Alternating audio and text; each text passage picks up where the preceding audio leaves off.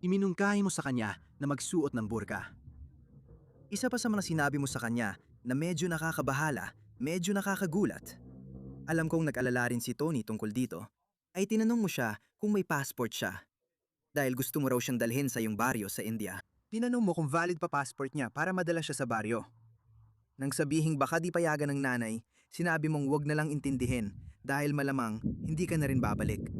Magugustuhan mo ng sobrang pansa ko, kaya ayaw mo na bumalik.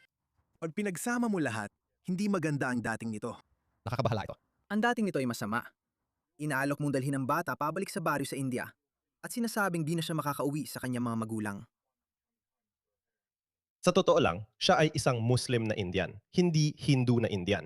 Maraming mga karaniwang Hindu na Indian ang maiinis na isinasama sila sa parehong kategorya ng mga taong ito. Dahil saan ka man tumingin sa pangunahing gumagawa ng krimen, kung gusto mong kumili ng pinakamasamang kultura, ito ay kulturang Islamiko, na siyang dahilan kung bakit mas marami ng mga makabayan ang naninindigan. Kung ayaw ng mga politiko sa kanluran ng kaguluhan at anarkiya, dapat silang kumilos agad para i-deport sila bago lumala ang sitwasyon.